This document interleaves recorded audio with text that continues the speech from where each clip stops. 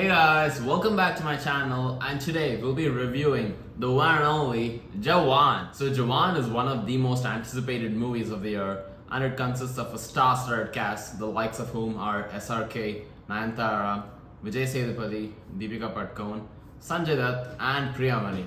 So the movie has been directed by the young director Atlee, who some of you may recall has directed previous Tamil movies such as Raja Rani, Mersel, Bigel, Terri, and so on, all of which are great movies in their own right.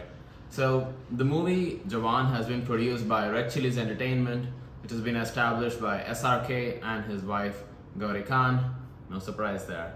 And the music score has been composed by Anirudh Ravichander, who many of you may realize is again a super popular composer slash music director in the Tamil film industry. So the soundtrack consists of 7 songs, and 2 of my favorite songs are Ramaya Vastavaya and the theme song. Man, do I love the theme song. The movie is about one man, of course, SRK, who tries to correct the different wrongdoings in society, such as corruption, misuse of people's money, etc., by way of an action thriller. He champions the cause of some of the weakest and sadly most oppressed sections of Indian society, such as farmers, in this movie. And he is supported in his cause by a group of 6 young girls who are impacted by similar wrongdoings and set out to correct the world.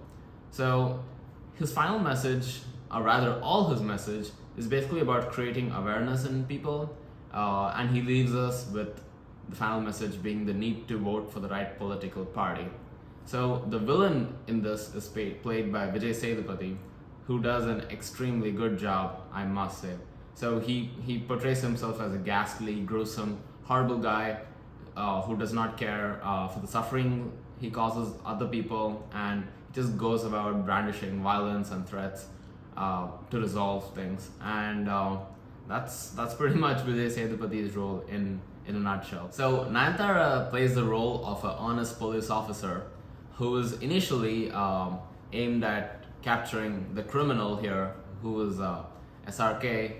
And she tries different methods to capture him, but he keeps evading her. And Nayantara in the movie has she's a single mother and she has a young daughter, and inadvertently, right, the young daughter finds Shah Rukh and they like each other, and they actually end up marrying each other. I know, as strange as it sounds, but she marries SRK without knowing that he's the criminal, right? And then once she figures out there's a whole lot of drama, and she misunderstands him initially, but then she eventually comes over to his side, and she supports him in his cause at the end. And Deepika Padukone, of course, plays the role of young SRK's mother and old SRK's wife. So why should you watch the movie? The movie is definitely an entertainer. There are good fight slash action scenes all throughout the movie, and the movie can keep you hooked for like 3 hours. And the fight scenes, I must say, they aren't anything radical, right? But it's pretty well choreographed, and the stunt or the action director has done a great job.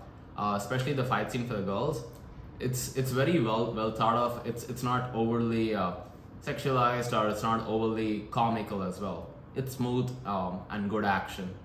And yeah, why should you skip the movie? Well, the movie is overly cheesy. You take a deeper look at the movie and you'll see a whole lot of things just seep through the cracks. So one of the most obvious beefs I have with it is, why is there a Valgapu or like a freaking baby shower in the jail? Like, it makes no sense, and the baby shower in the jail looks better than the ones outside jail. Like, that is overly dramatical. And again, in the women's prison, that looks on the inside like a Supermax prison straight out of Expendables or even Deadpool 2. And the jail costumes, right? The inmates' costumes, they wear like clean white sneakers or super comfy yet fashionable pajama set, and they look more geared towards a relaxing summer vacation rather than hard time in jail. and that once again did not, well, yeah, it did not sit well. And there's one particular scene that's totally unnecessary. There's like a wrestling scene between Deepika and Shah Rukh Khan that looks more romantic than violent, and I'll leave it at that. You can go to the theater and watch the scene and have your own thoughts. So, overall summary, the movie feels like a mixture of many southern movies such as Bigel, Mersel, Terri and Kathy, with some of the scenes and the dialogues also remaining the same between them. Nonetheless, if you haven't seen those southern movies, you would love this movie and the powerful messaging slash narration style it carries. And even if you have seen those other Tamil movies, this movie is very engaging and does a good job of keeping its audience glued to the screen. I mean, it's not every day that we get to watch 20 movies for the price of one in like 2.5 hours. So, I'm just saying. And the hype around SRK in the entire movie is also palpable. There's definitely a lot of anticipation and enthusiasm amongst the audience that you would experience when you're watching this movie in the theater. And the movie does a good job of trying to create awareness and deliver a meaningful message, which many movies today do not do. So definitely a great job on that. So overall, my rating is a solid 7 out of 10.